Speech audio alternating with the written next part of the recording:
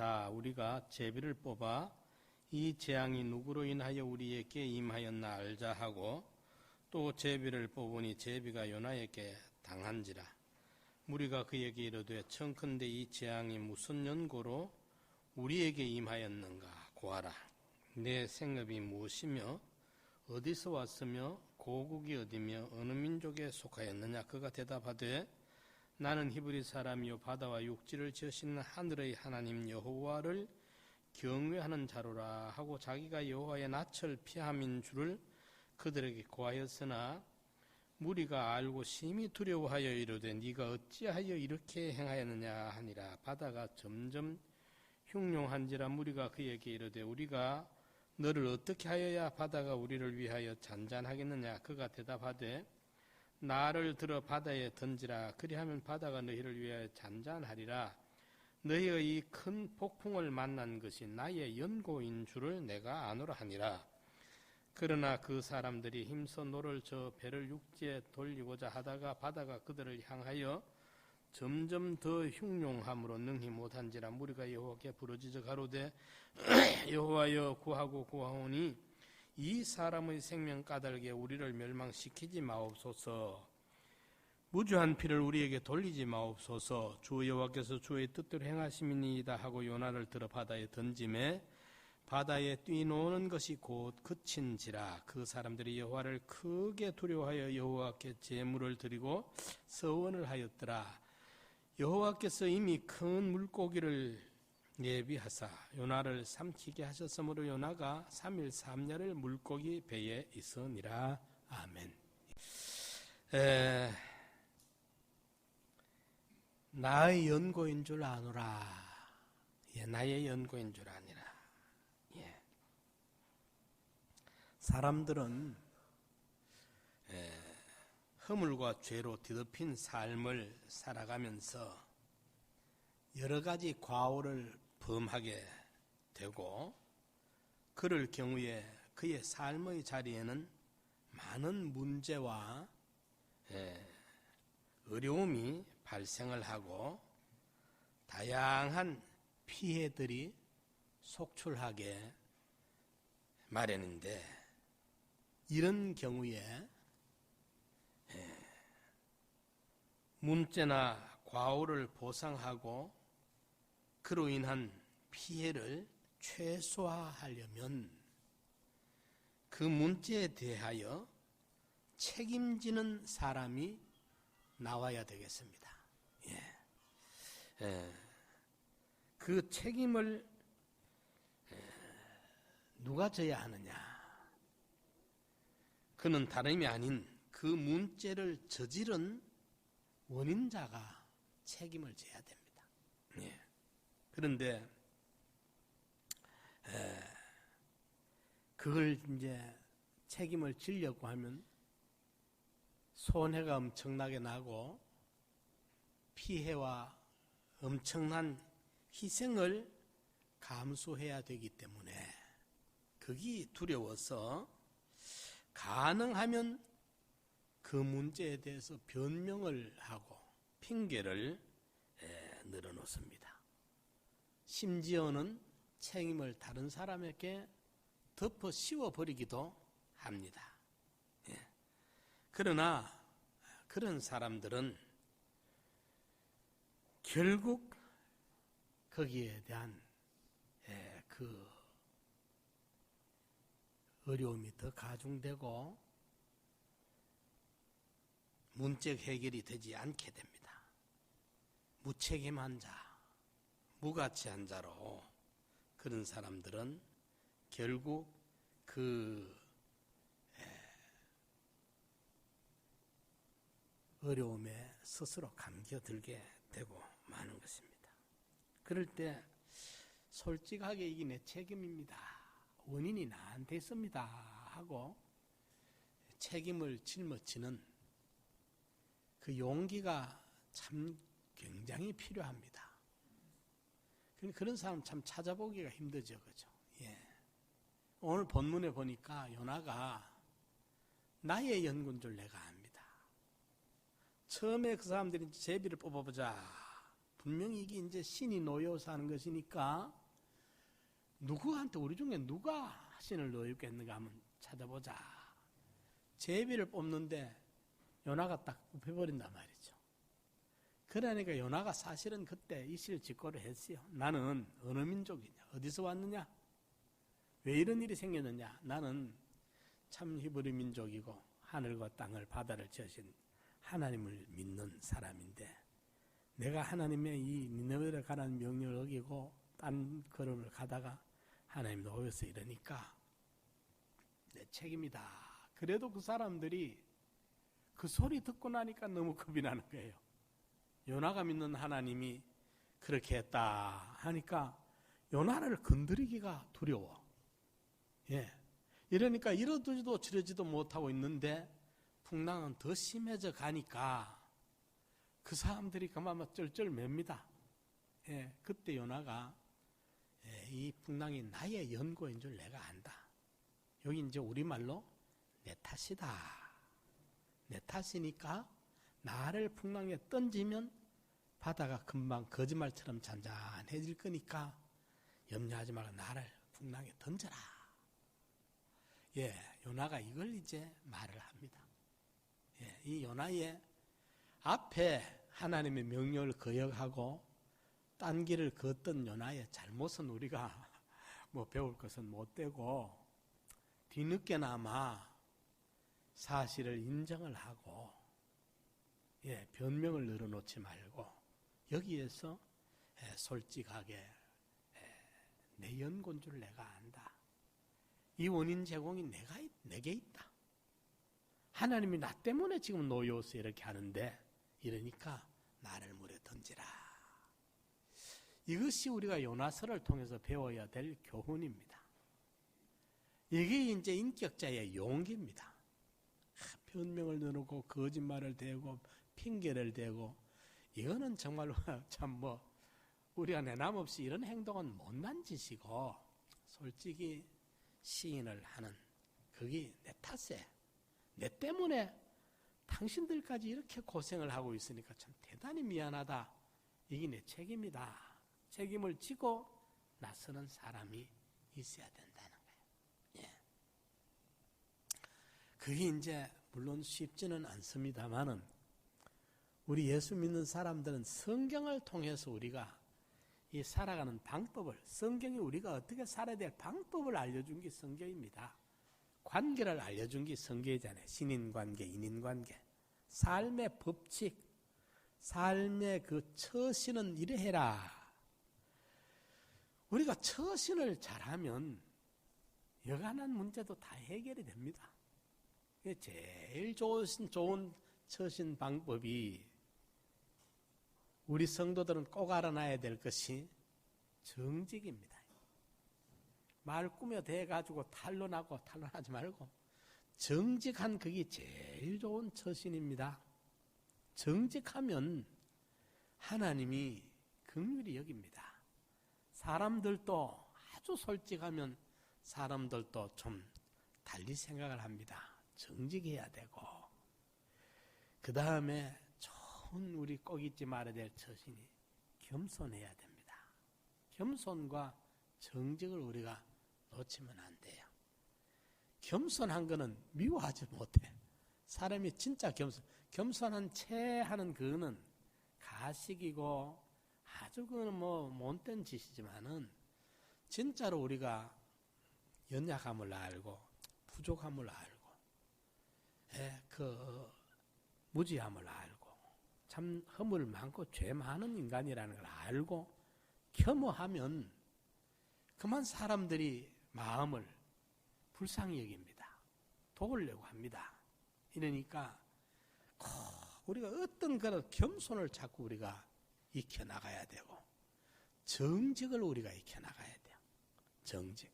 핑계대고 거짓말을 늘어놓고 변명되고 하면 자꾸 양치기 소년처럼 거짓말만 하게 되고 점점 그 사람은 신뢰가 땅에 떨어지고 못 쓸 사람 되고 아무도 믿어주지 않습니다. 이러니까 책임을 이제 내가 정직하게 짊어지고 내 탓이다. 내 연고다.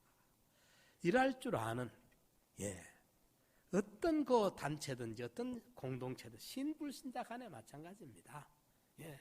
신앙의 세계는 더 그렇지만은 불신 세계도 마찬가지입니다. 거기에 참 책임질 줄 알고 자기가 남의 탓을 돌리지 말고 이 내 탓이다. 이걸 우리가 찾아 나가는 것이 성도입니다. 하나님의 긍휼을 입을 수 있고 사람들의 그 동정을 우리가 받을 수 있는 길입니다. 그리고 문제 해결이 여기서 출발이 됩니다. 사실은 자꾸 네 탓이다 하면 서로가 그 상대방이 네 탓이다 하니까 그러면 좋다. 나도 네 탓이다 하겠다. 자기가 나 탓이라니까 내가 자기 탓이라고 하기도 좋고 하니까 서로 간에 끝이 없습니다. 그러지 말고 진짜로 내가 뭔가 잘못되어 있는가, 나한테 문제점이 뭐가 있는가를 우리가 정말로 찾아볼 필요가 있어요. 나한테 문제점이 있는가, 내가 원인 제공을 한 게 있는가, 내가 권칠점이 뭐가 있는가를 이걸 좀 진지하게 우리가 접근해 보는 이게 지혜예요.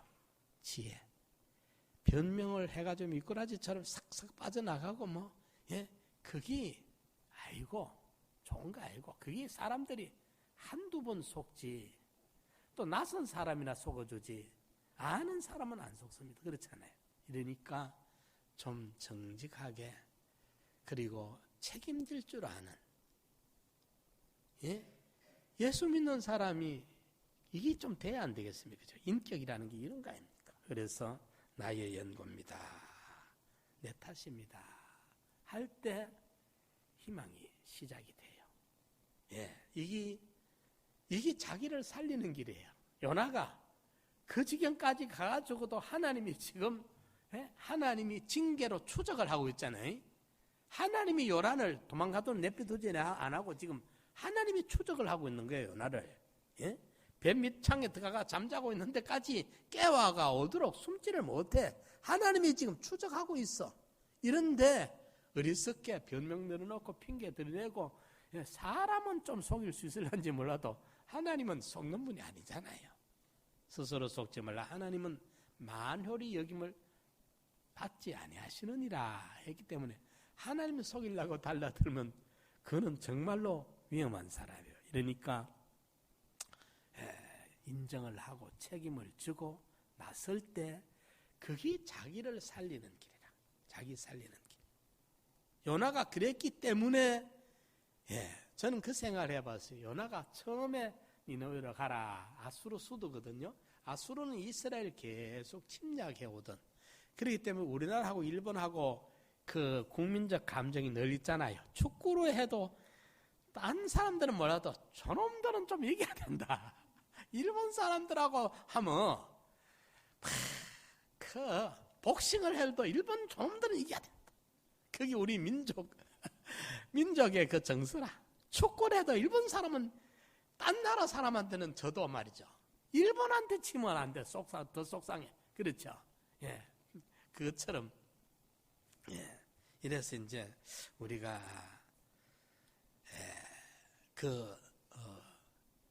니느웨는 아수르 수도거든. 맨날 아수르가 침략당하는 입장에서 이스라엘 백성들은 아수르 감정이 안 좋아요. 그 수도의 사람들이 별로 안 좋아. 그들 쫄딱 망하도록 내버려두지. 우리 예수 믿는 사람은 그런 마음을 먹으면 안 되겠지만 일본에 쓰나미가 와 확 덮치고 한 번씩 그러니까 우리나라 사람들 꼬방씨나 아방씨나 좀 당해봐라 싶은 마음이 솔직히 생겨요. 하도 정치하는 사람도 그 사람들 좀 그래 보면 안 그래요. 위안부 문제도 끝까지 지금 발뺌하고 있거든. 온 세계가 아는 일을 말입니다. 이러니까 근데 우리 믿는 사람은 쓰나미 왔다고 잘 됐다 그런 마음 품으면 안 되겠죠, 그죠? 안 되는데 나도 솔직히 대한민국 국민이라서 목사 되게 된 대한민국 국민이라서 그 좀 보면 다른 민족과 다르기는 좀 달라. 일본 사람들에서. 그게 이제 아수르 사람이고 니느웨 성이니까 요나가 기분에 내키질 않아. 그래 처음부터 이제 그래도 하나님 명령이니까 하고 가서 복음 전했으면 지 안에 감동도 없이 전해봐야 니네 성이 회개도 안 하고 뒤집어지지도 않았을 것 같아, 제 생각에. 그런데 이 참 음부까지 내려갔잖아요. 물고기 뱃속까지 들어가가지고 완전히 그만 죽을 고비까지 겪으면서 주여 한번 살려주면 내가 주의 성전을 향하여 내가 기도를 드립니다 하고 음부에서 그 물고기 뱃속에까지 참 거기서 주랑복을 한 거죠. 두 손 하나님 앞에 팍 들고 주여 이제는 내가 죽든지 살든지 시킨 대로 하겠습니다. 항복했겠죠. 그죠? 그러니까 물고기를 명해서 육체 토해주는데 이래가지고 니느웨에 가서 복음을 전하니까 지됩니까? 니느웨 성이 그 믿는 나라가 아니고 믿는 도시가 아니잖아요. 그 왕과 백성들이 완전히 뒤집어져 버리거든.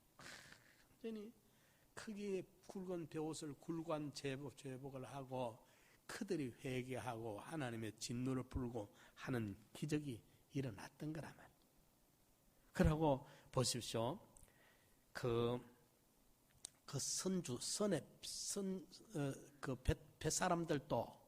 뱃사람들도 보면 요나가 그래 이야기하니까 그 사람들이 뭐라고 말합니까? 하나님께 막 기도합니다. 14절에 무리가 여호와께 부르짖어 가로되 이 무리들이 안 믿던 무리들이거든요. 그렇지 않습니까? 무리가 여호와께 가로되 여호와여 구하오니 이 사람의 생명 까닭에 우리를 멸망시키지 마옵소서. 무죄한 피를 우리에게 돌리지 마옵소서. 여호와는 주의 뜻대로 행하심이니이다. 꼭 믿는 아주 예수 믿는 믿음 좋은 사람 기도처럼 기도를 막 하잖아요. 그죠? 그게 요나가 자기가 살고 이웃을 살리고 하나님을 더 높이는, 그죠? 하나님이 얼마나 높아졌어요. 하나님이 원래 높으신 분이지만은 안 믿던 그들에게까지 하나님이 알려지고 하나님이 존귀해지고 하나님의 영광이 드러나게 만들더라 그 말이에요. 내가 책임지고 내 탓으로 알고 문제를 접근할 때 이러니까 하든지 이제 좀 이걸 우리가 좀 연습을 합시다. 마누라 때문에, 남편 때문에, 부모 때문에, 자식 때문에, 누구 때문에, 아무 때문에, 뭐 때문에 그러지 말고 이제 나 때문에 이게 이런갑다. 보자, 내가 좀 뭔가 부족한 게 있나? 내가 곤칠 게 뭐가 있나? 내가 일하지 않고 저랬으면 어찌 됐을까? 이걸 좀 냉정하게, 진지하게 찾아보고 자기를 성찰하면서 아주 먼지만한 거 하나라도 있거들랑 이것까지라도 내가 곤쳐보자 하고 접근하는 게 그게 우리가 주님 앞에 긍휼을 입을 수 있고 우리 믿는 사람의 마음이 아니겠느냐. 우리 한번 따라해 봅시다. 나의 연고인 줄을 내가 아노라. 이게 이제 우리나라 말로 직역하면 간단하게 말하면 내 탓입니다. 따라해 봅시다. 내 탓입니다. 이거 하고 나면 굉장히 마음이 편해요. 네 탓이다 하면 자꾸 붙어 올라가는데 내 탓이다 하면 그만 풍랑이 잔잔해져 버려. 네 탓이다 하면 풍랑이 자꾸 심해져. 서로 네 탓이다 하면 내 탓입니다 하면 풍랑이 일 필요가 없어져요. 집안에서도 그렇습니다. 집안에서도. 그러니까 내 탓입니다. 좀 내가 더 잘했으면 어떨까? 내가 더 잘해보자면, 더 잘했으면 어떨까를 생각해 보면 좋아요. 이래서 요나가 나의 연고인 줄 압니다 하고 접근했을 때 문제가 해결이 되고, 그죠? 문제가 해결이 되고 하나님의 놀라운 역사가 요나를 붙들고 일을 하시더라 그 말이죠. 그가 물고기 뱃속에까지 들어갔던 그가 하나님의 대사명을 들고 그 불신 세계에 가가지고 니느웨를 뒤집는 이 기적을 일으켜내는 능력의 종으로의 사명을 감당을 하더라. 이걸 우리가 꼭 하나 기억을 합시다. 그 다음에 내 탓입니다. 룻기에 보면 우리가 잘 아는 나오미, 룻의 시어머니 나오미가 그 이제 남편하고 베들레헴에서 잘 살았어요. 유족하게 살았어. 그랬는데 베들레헴에 좀 흉년이 드니까 발빠르게 모압으로 남편하고 두 아들 데리고 네 식구가 모압으로 내려갔어요. 그죠? 그런데 모압에 내려가가지고 한 10여 년 사는 동안에 거들나 버렸어. 쫄딱 망했어. 남편 죽고, 거 가서 이제 또 두 아들이 결혼했는데, 말론과 기론이, 그 이제, 두 모압 처녀들과 결혼했는데, 그 두 젊은 아들이 또 죽어버렸어. 10여 년 만에 그만, 그 남자들이 삭실을 말려버렸다. 남편 죽고 두 아들 죽고, 재산은 그들이 났어. 보리싹 주워가지고 보리풀 쭉 입에 받쳐 잎을 칠해야 될 정도니까 뭐 얼마나 거들났습니까? 이래가지고 있었는데 살 길이 막막한데 들려오는 소식이 하나님이 베들레헴에 복을 주셔서 풍족하다 소리를 듣고 그 나오미가 가자, 돌아가자. 베들레헴으로 올라옵니다. 그 올라오기가 어려워요. 쉽지가 않아요. 타향도 정들면 고향이 되지만은 고향도 실패하면 찾아가지를 못해. 부끄러웠어. 사람들 부끄러워서 아는 사람 앞에 못 나타나. 실패한 사람들은. 그렇죠? 세상 잘 나가는 사람들은 동창회 막 빨리 안 하나 싶어가 동창회 하면 어서 가서 폼 좀 잡으려고 하는데 어떤 사람 막 동창회 가가지고 비행기 타고 가가지고 막 비행기가 고장나서 죽어보는 사람도 있더라고. 우리나라에서. 비행기 개인 그런 비행기 큰 건 알겠지만 동창회 가는데 비행기까지 타고 가다가 그 비행기가 사고나 죽어보더라고. 그런 것도 한번 그 뉴스에 나왔어요. 신문에. 그랬는데 사람의 심리가 그래요. 잘 나갈 때는 아는 사람한테 좀 보이고 싶고 그런데 실패하면요 고향을 못 찾아가요. 나오미는 용기를 내서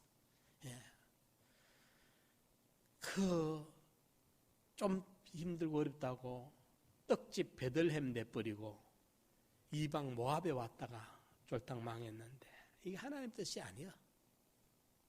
믿음의 상행선을 타야 되는데 하행열차를 타버렸기 때문에 여리고로 내려가다가 죽고 그 강도 만나요.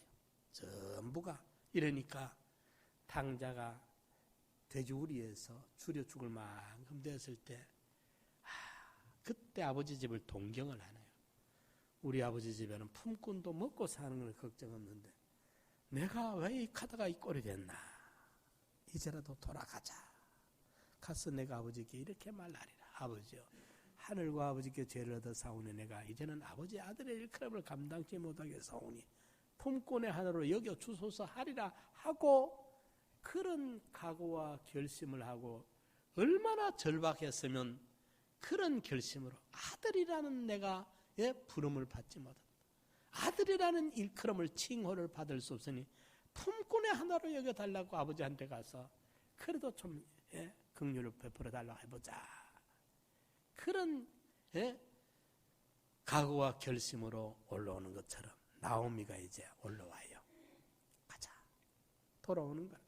그 회개의 걸음이 유턴을 한 거예요. 그런데 출발해서 얼마 오다가 생각하니까 그 시어머니 나오미가 자기 따라오는 그 두 자부가 참 효녀들이에요. 아주 착한 사람들이에요. 그래도 시어머니 따라 그 낯선 종족이 다르고 언어가 다르고 문화가 다른 국경을 넘어 이제 그 시어머니 나라 죽은 남편의 나라에 가려고 이제 두 며느리가 따라 났어요. 그런데 나오미가 그때 말합니다.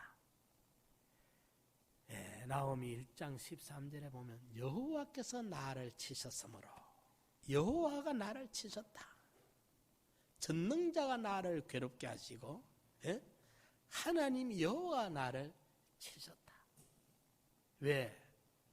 내가 믿음 저버리고 떡집 베들레헴 내비두고 모압으로 내려갔기 때문에 믿음 던지고 세상 따라 살려고 나갔기 때문에 여호와께서 나를 징계하셨다.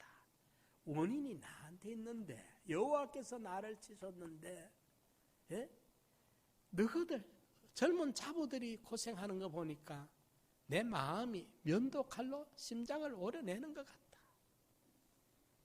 그러니까 너무 마음이 괴로워요.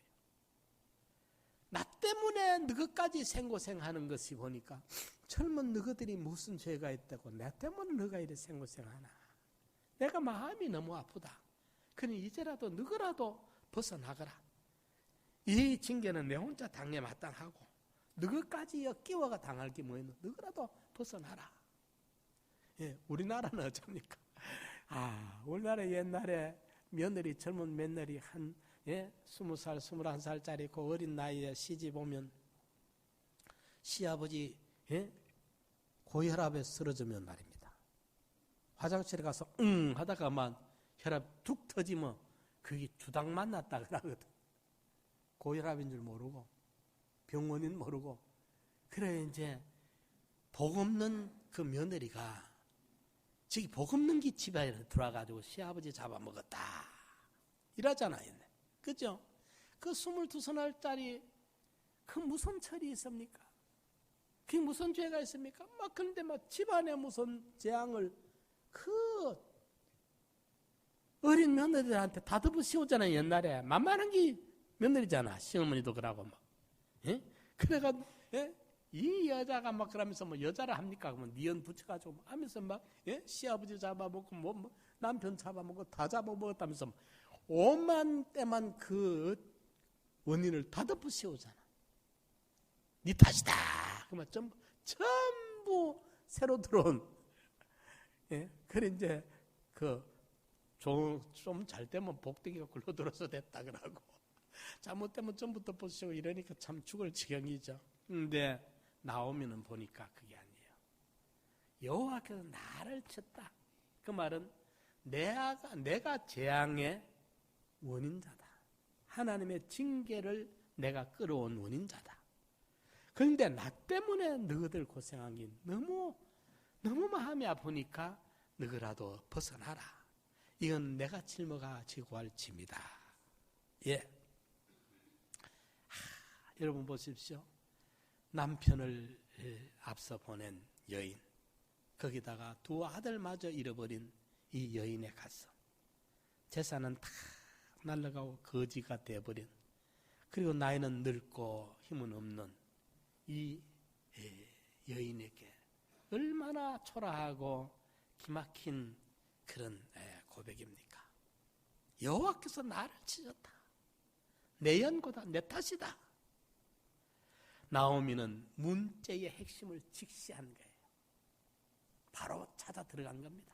남의 핑계를 돌리지 아니하고 내가 믿음 떠나가지고 세상 따라갔다가 하나님의 징계를 받아서 집안이 이렇고 가정이 이렇고 경제가 이렇고 모두가 이래 됐다.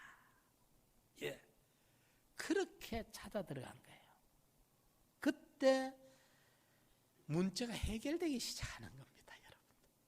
1장은 룻기 1장에서 4장까지 짧은 성경인데 1장은 흉년, 죽음, 과부되는 이야기 전부 비극이에요. 전부 비극이라. 장례식장 이야기라. 이랬는데 4장에 가서 보면은 나오미가 아이를 낳았다. 난리가 났어. 나오미가 낳은 게 아닌데 며느리 룻이 보아스에게서 오벳을 낳고 오벳은 이세를 낳고 이세는 다윗 왕을 낳으니라. 그 며느리가 낳았는데 동네 사람들이 그 모르고 나오미가 낳았다고 그럽니까? 아닙니다. 나오미의 행복으로 돌리고 있어. 룻기의 줄거리는 보면 나오미가 그 모든 이야기의 줄거리에 나오미가 들어있습니다. 룻이라고 성경 책은 룻기지만 사실은 나오미 이야기가 줄거리로 계속 오고 있습니다. 노년의 복량자 그 위로자 그것도 끝에가 4장에 보면 4장에는 그 3장에는 그 장례에 그 장성곡이 울려 퍼지는데 장송곡이 울려 퍼지는데 4장에는요 웨딩 마치가 터뜨려집니다. 거기에는 아이가 출생합니다. 꽃이 피고 그만 이런 축복이 흘러 넘쳐 4장, 룻기 3장. 해피엔딩이에요. 정말로 해피엔딩. 예, 행복이 그만 꽃 피워지는 이야기들이에요. 그게 어떻게 그럴 수 있느냐?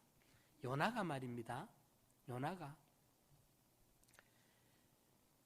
자기 연고인 줄 알고 돌아서지 않았더라면 요나서는 1장으로 끝나고 말아요.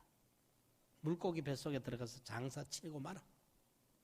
내 탓이라고 회개하고 돌아서고 책임을 자기가 짊어지고 돌아섰을 때 요나서 2장이 니느웨가 회개하고 3장, 4장이 요나서가 이어지는 것이지. 예. 그가 자기 탓을 끝까지 남에게 돌리고 회피하고 책임 전가했으면 요나서 2장, 3장은 기록될 이유가 없어요. 자기가 책임지고 내 탓으로 알고 나의 연고로 알고 들어갔을 때 회복의 실마리가 풀리기 시작하고 하나님의 무한한 긍휼이 더딥혀지기 시작하고 역사가 일어나는 거예요. 나오미가 여호와께서 나를 쳤기 때문에 너가 고생하는 게 내가 마음이 아파 못 견디겠다.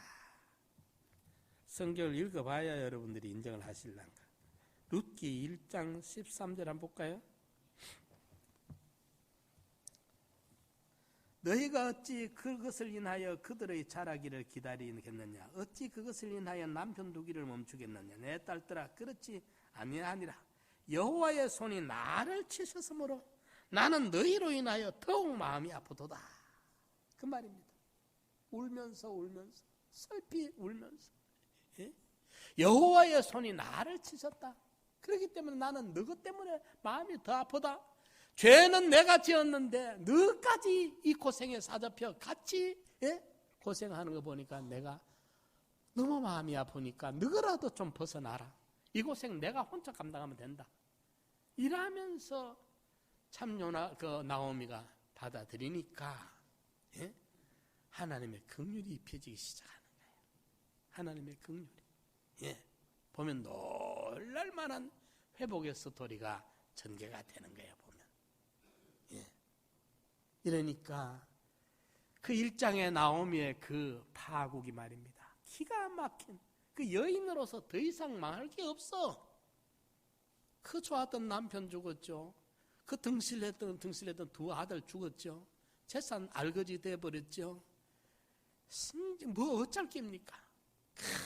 참혹하고 비참한 고향에 돌아간다 해도 뭐가 있습니까?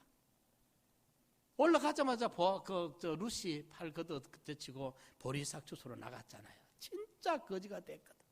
이랬던 비참한 비극의 주인공이었지만은 그 원인을 자기에게로 책임을 자기에게로 내 탓입니다 하고 문제 핵심을 직시하고 찾아 들어갔을 때 하나님이 긍휼히 여기기 시작해요. 하나님이 긍휼히 여기기 시작해요. 도움의 손길이 움직이기 시작해요. 그래서 보면 나오미의 나중이 참 행복했습니다. 그렇게 행복할 수가 없어요. 보면 룻과 나오미가 다 같이 말입니다. 그렇기 때문에 우리는 여호와의 손이 나를 치셨으므로 내 탓임을 분명하게 할 때 하나님으로부터 긍휼이 임하기 시작을 했고 사람들로부터 옹호가 얻어지기 시작을 했던 것입니다.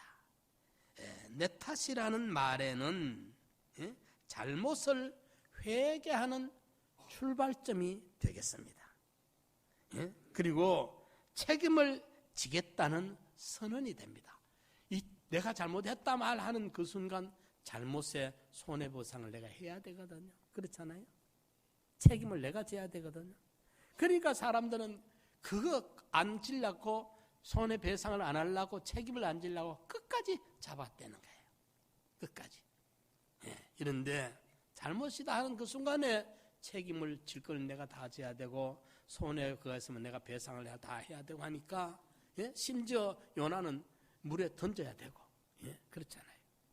그리고 그래도 젊은 며느리더라도 좀 같이 있어주면 덜 고독하고 그들이 가서 또 벌어와서라도 먹고 살기가 좀 수월할 텐데 나이 늙은 여인이 요즘 시대와 달라가지고 복지라는 건 하나도 없는 시대잖아요.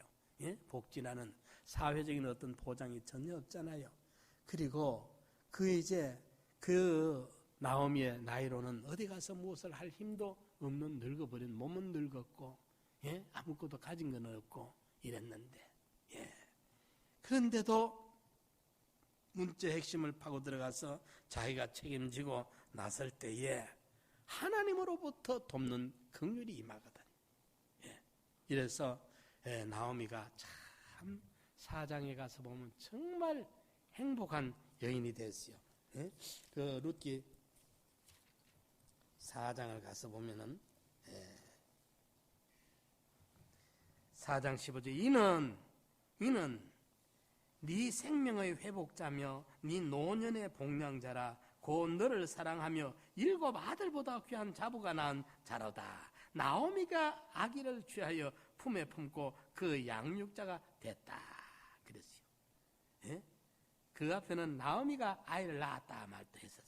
이러니까 그 생명의 회복자며 노년의 복량자라 7 아들보다 더 귀한 아들 7 있으면 뭐하노? 7보다도 며느리 이런 며느리 있으면 더 좋겠다 할 만큼 룻세 7 아들보다 귀한 며느리가 낳은 아들 보아스는 룻세에게서 오벳을 낳고 오벳이 누구냐? 이새를 낳고 다윗의 할아버지가 오벳이 이새는 다윗 왕을 낳으니라. 인류 역사의 그 찬란한 메시아의 계보에 오르는 인물이 되는 거예요. 이렇게 나의 연고인 줄 압니다. 요나처럼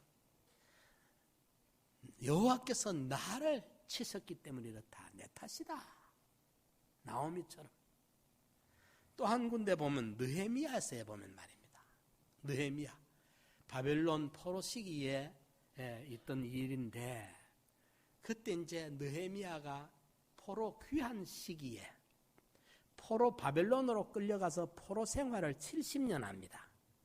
70년 동안 포로 생활하는데 포로 귀한 시기에 느헤미야가 그 당시에 이제 학계, 스룹바벨 총독, 에스라 대학자, 학사, 제사장 이분들과 함께 그 바벨론 포로 수용소에서 다시 귀환합니다. 예루살렘으로.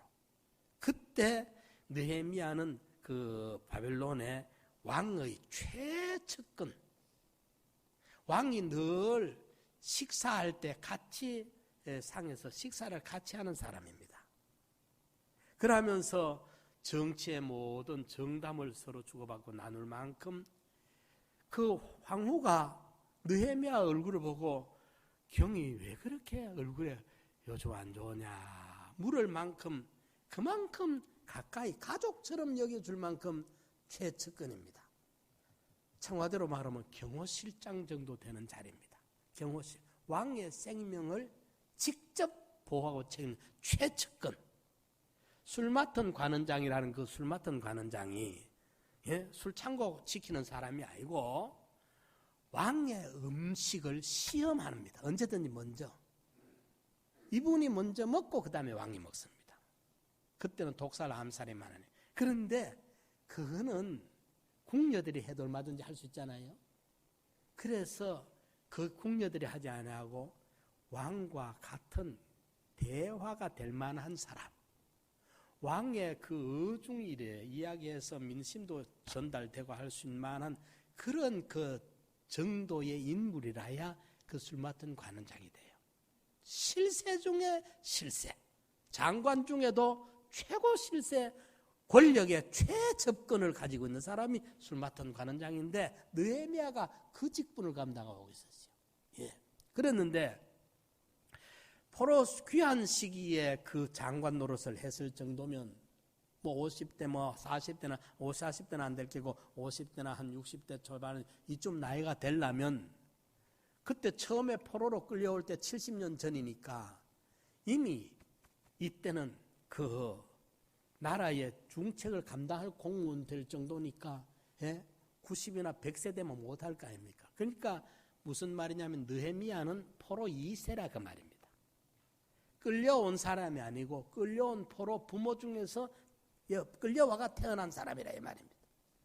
그럼에도 불구하고 그 조국의 소리, 예루살렘이 피폐해지고 남아있는 그 유대인들이 그 사람들한테 짓밟히고 능욕을 당하고 아녀자들이 끌려다니고 이렇다는 소문을 듣고 너무 가슴이 저며와서 하나님 앞에 금식하면서 통곡을 하며 기도를 해요.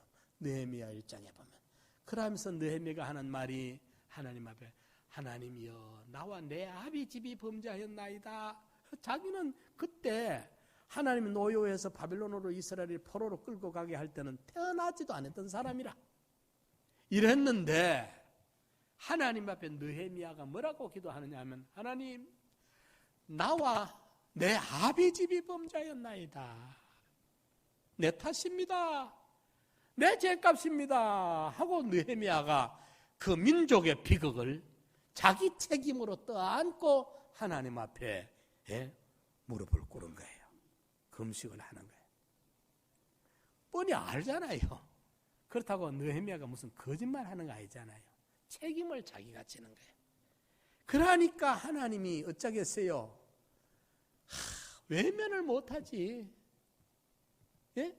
나라와 민족을 저렇게 지가 나와 내 아비 집이 범죄했다고 자기가 하나님 앞에 뻔히 아는데 자기가 그 책임을 짊어지고 하나님 앞에 금식하며 통곡하며 기도하며 울부짖으니까 하나님이 감동돼서 그냥 둘 수가 없어요. 외면할 수가 없어. 그 기도를 안 들어줄 수가 없어. 그래가지고 포로 귀환이 되는 거예요. 포로 귀환이. 이스라엘 역사에 보면 포로 생활할 때 그때 믿음의 별들이 많았어요. 에스라, 느헤미야, 에서더, 모르드게, 다니엘, 사드락, 메삭, 아벳느고, 또 에스라, 또 누굽니까? 스룹바벨, 학개 선지자 이런 사람들이 별 같은 인물들이 그때 많았어. 성경을 편집하고 정리를 쫙 해낸 것도 아마 시편을 정리한 것도 그때 했을 겁니다. 에스라는 막 너무너무 성경을 잘 아는 성경학자거든. 그때 했을 거예요. 환란이 극심하고 남의 나라 포로로 끌려갔을 그때 하나님을 찾게 돼. 이래가지고 느헤미야가 이렇게 민족 공동체를 민족의 비극을 자기가 하나님 앞에 짊어지고 들어가서 엎드려 금식하며 통곡하고 기도할 때 하나님이 외면을 못해요. 여러분들 그 외면 못해요. 우리 부모들이 자식들이 말입니다. 여러 명 있는데 둘째 처놈이 죄를 저질러가지고 부모가 뭐 아끼는 걸 깼든지 죄를 저질러 놔서 큰 아버지가 와가지고 막 분해서 이놈들 전부 모여라 회초리 거들하고 5명 6명을 전부 지금 막 한꺼번에 난리를 치려고 회초리를 걷게 하고 저 장단지를 걷게 하고 회초리 종아리를 걷게 하고 이제 회초리를 들고 있는데 그때 맞이가 나서가지고 아버님 얘들은 잘못 없습니다. 제가 그랬어요. 둘째 놈이 그랬는데 첫째 이놈이 울면서 눈물을 뚝 흘려 아빠 제가 그랬습니다. 얘들은 안 그랬습니다. 제가 잘못했습니다. 뭐 아버지가 알잖아요. 맨날 제절해놓은 놈의 둘째 그놈이 저질거든. 그런데 마지가 그래도 그 마지 노릇 하느라고 지가 잘못하는데 둘째 저놈이 그래도 소리 안 하고 아버지 제가 잘못했습니다 하고 울면 아버지가 뻔히 알잖아요. 그 눈치 없겠어요. 아는데 마지가 극하고 나서면 한두 대 마지 종아리 때리고는 놔주면서 속으로는 아버지가 흐뭇해합니다. 그래 그래도 이놈이 참 마지 노릇 하는구나 하고 다 풀어준단 말이죠. 안 그렇습니까? 우리 부모도 그런데 섬세하신 우리 하나님이 얼마나 잘 아시겠어요. 이러니까 느헤미야가 내 탓입니다. 어떤 신앙 공동체든지 가정도 그래요. 가정도요. 희생하는 사람이 있어야 돼. 내가 짊어지고 책임지는 사람이 있어야 돼. 그 사람이 있을 때 그 공동체는 희망이 있습니다. 중직자들은요. 그 책임을 질 줄 알아야 됩니다. 장로가 되면요. 교회 어름이 있을 때 짊어질 줄 아는 그 장로가 제대로 된 장로가 되는 겁니다. 권사도 그렇습니다. 이러니까 가정이나 국가나 사회나 마찬가지입니다. 어디든지 신불신자가 다 마찬가지예요. 짊어지고 내 탓입니다 할 때 거기에 평화가 있고 거기에 아름다운 꽃이 피고 하지. 서로 니 탓이다 니 탓이다 하면은 물고 뜯으면요 다 서로 망하고 많은 결과가 되고 마는 거예요. 요나 이야기를 우리가 봤습니다. 내 탓입니다. 나오미가 내 탓입니다. 느헤미야는 자기가 태어나지 않을 때 일어난 일이었지만은 나와 내 아비 집이 범죄한 내 탓입니다 하고 나섰어요. 예. 그런데 이분들은 어려움이 있을 때 책임을 자기 탓으로 하고 이제 짊어지고 나왔습니다. 그죠? 하나님이 긍휼을 여겨 주셨어요. 좋은 결과가 회복이 된 겁니다. 그런데 창세기 30장 30절에 보면요, 그 야곱이 말입니다. 외삼촌 집에 가서 오랫동안 이제 요즘 말로 우리나라 말로 머슴살이를 합니다. 사실은. 그러고 야곱은 외삼촌 집에 가서 굳은 일을 오만 일을 다 하는데 외삼촌 이것들은 저는 형제들끼리 야곱을 얼마나 또 서름을 준지 모릅니다. 그런데 야곱이 온갖 서름을 다 받으면서 정했던 세경을 10번이나 깎았어. 외삼촌이 해도 너무했어. 그래도 하나님이 야곱을 자꾸 복을 주시니까 야곱이 성공을 했는데 마지막에 야곱이 외삼촌한테 한마디 합니다. 뭐라고 하느냐? 나의 공력으로 외삼촌 복 받은 거 아닙니까? 외삼촌이 그걸 거부를 못해요. 인정을 해요. 나의 공력을 따라 여호와 하나님이 외삼촌도 복을 주어서 내가 외삼촌 집에 들어오고 외삼촌 집이 이렇게 흥왕했지 않습니까? 그걸 외삼촌 라반이 인정을 안 할 수가 없어요. 예, 그래야 됩니다. 잘못된 문제를 내 탓으로 책임질 줄 아는 우리가 돼야 되고, 또 우리는 예수 믿는 사람이 가면 어디 가든지 가는 곳에 하나님이 나를 보고 그 집에 복을 주고, 하나님이 나를 보고 그 회사에 복을 주고, 하나님이 나를 보고 그 공동체에 하나님의 기적과 축복을 쏟아붓는 나의 공력에 따라 외삼촌 집이 이렇게 부자 됐지 않습니까? 흔히 말하는 축복의 통로가 된 거예요. 우리도 그게 돼야 돼요. 그렇죠?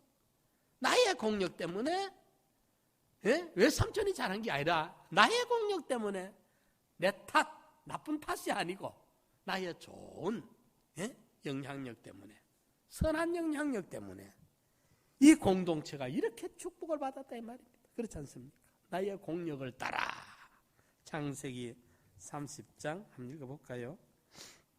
성경을 읽어 확정을 해야 또 우리가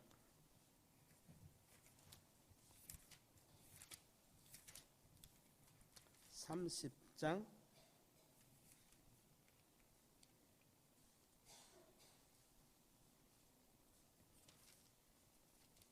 30절. 내가 오기 전에는 외삼촌의 소유가 적더니 번성하여 때를 이루었나이다. 나의 공력을 따라 여호와께서 외삼촌에게 복을 주셨나이다. 그러나 나는 어느 때나 내 집을 세우리까. 외삼촌에게 이 조카가 서름만 받고 있다가 약속했던 세경을 10번이나 깎았으니까 얼마나 서름을 많이 받았어요. 그죠? 그러니까 한마디 한 거예요. 외삼촌, 내가 오기 전에는 외삼촌 집에 별로 없었지 않습니까? 나의 공력을 따라 내가 오고 난 다음에 외삼촌 집이 이렇게 행하겠지 않습니까? 할 말이 없어. 인정하지 않을 수가 없어. 우리 성도들은 이 역할을 해야 돼요. 그죠? 가는 곳곳마다 우리 예수 믿는 사람이 시집을 가면 시집 가는 그 집이 복을 받아야 되고, 우리 예수 믿는 사람이 직장에 취직을 해 들어가면 그 직장이 축복을 받아야 되고, 가는 데마다 우리 성도들의 공력을 따라 하나님이 축복하는 그 축복을 끌고 다녀야 돼요. 아멘. 이게 돼야 돼요. 예. 이게 우리가 대표적인 인물이 어떤 인물이 있습니까? 이런 인물이? 응? 요셉이잖아요. 그 요셉. 보자. 요셉인데, 요셉이 보디발 집에 노예로 팔려갔는데, 그 성경에 보면요, 보디발이 보면 여호와께서 보디발의 집에, 요셉 때문에 보디발의 집의 집과 밭에 모든 것을 복을 줬다 하고 성경에 기록하고 있어. 응? 창세기 39장에 한번 볼까요?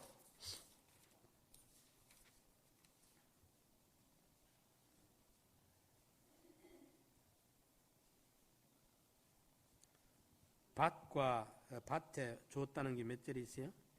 예, 5절에 그가 요셉에게 자기 집과 그 모든 소유물을 주관하게 한 때부터 여호와께서 요셉을 위하여 그 애굽 사람의 집에 복을 내리심으로 여호와의 복이 그의 집과 밭에 있는 모든 소유에 미친지라. 요셉이 보디발 집에 가니까 보디발 집의 농장에 보디발 집의 소유에 막 복이 임하는 거예요. 복이 미쳐. 요셉 하나 때문에. 그렇지 않아요? 요셉이 감옥에 들어가니까 감옥이 평화로워지고 극악무도한 폭력된 그 범죄자들이 질서가 정연해지고 교도소가 조용해지니까 교도소장이 지켜보다가 요셉에게 모든 걸 다 맡겨요. 가는 데마다 요셉이 가니까 말이에요. 주인집 밭과 소유의 복이 임하고 가는 데마다 감옥에 가니까 감옥이 평화로워지고 질서 정연해지고 그 7년 대풍 7년 대흉년을 바짝 마른 암소들이 살찐 소를 다 잡아먹을 만큼 그 극한 흉년이 그 큰 풍년을 다 삼켜버리고 감당을 못할 만큼 흉년이 오는데 요셉이 사전에 준비를 싹 해놓으니까 애굽에 문제가 하나도 안 생겨버려. 이게 우리 성도들의 역할이라 이 말이야. 가는 데마다 축복의 통로가 돼가지고 선한 영향을 끼쳐가지고 많은 유익을 도모하고 하나님이 함께하는 게 정말 복덩이가 굴러다녀야 돼. 복덩이가 복의 근원은 하되신 하나님이 그 사람을 보고 성도를 보고 안 믿는 세계가 복을 주도록 받도록 막 하는 거야. 사도행전 27장에 사도 바울이 로마로 끌려갑니다. 그죠? 알렉산드리아호 배를 타고 거기에 선장과 죄수들과 같이 군인들과 백부장과 같이 로마로 호송되는데 그때 지중해를 항해를 하는데 유라굴로라는 역사적인 태풍을 만나요. 열나흘 동안 하늘인지 땅인지 모를 만큼 큰 풍랑 속에 물려다니는 거예요. 구름 속에 밀려다니는 거예요. 이러니까 그 배에 타고 있던 사람들이 이제 죽었다. 구원의 여망, 희망이 남아있지 않았어. 남을 여자, 희망망자, 바랄망자. 소망이 남아있지 않아. 이제 끝났다. 모든 사람들이 실망, 낙심하고 포기하고 있는 그때 그 배에 276명이 타고 있는데 그 배에 생명의 소생을 시킬 수 있는 주인공 사도 바울이 타고 있는 거예요. 사도 바울 한 사람. 그래서 사도 바울 한 사람 때문에 그 배에 276명이 한 사람도 상하지 않아 목숨이 다 구원을 받아요. 그래서 사도 바울이 나는 나의 하나님이 내게 말씀한 그대로 될 줄로 믿는다. 여러분들 안심해라. 한 사람도 실족당한 죽는 일이 없다. 하나님이 내게 말했는데 어젯밤에 내게 말했는데 나는 내 하나님이 내게 말한 그대로 될 줄 내가 믿는다. 과연 그 배가 조용히 그 다 201명이 한 사람도 안 죽고 다 살아와서 그대로 가서 육지에 들어갔던 거예요. 누구 때문에? 사도 바울의 공력을 따라 하나님의 사람 사도 바울 하나가 있었기 때문에 276명이 살더라 그 말이에요. 요셉 하나가 있었기 때문에 보디발 집이 복을 받고 감옥소가 낙원처럼 바꿔지고 말입니다. 한 사람. 이게 중요한 거예요. 한 사람. 그래서 우리가 공동체의 어려움이나 하나님의 징계나 불행한 문제가 있을 때 우리가 내게서 원인을 찾아가지고 하나님 이게 내 탓입니다 하고 하나님 앞에 사람 앞에 짐을 짊어지고 나갈 수 있는 이런 믿음의 용기와 인격자가 돼야 되고, 그래야만이 문제가 해결이 돼요. 문제가 해결. 야곱의 12아들 중에 유다가 넷째입니다. 르우벤, 시몬, 레위 다음에 네 번째가 유다인데, 유다가 장자극이 됩니다. 그리고 메시아가 유다 지파에서 나옵니다. 왠지 아십니까? 유다가 보면은 우리 지난번에 변광훈 목사님 그 설교를 잘 해주셨어요. 보니까 아주 연구도 많이 하시고. 유다가 말입니다, 자기가 그 아버지를 설득을 해요. 야곱을.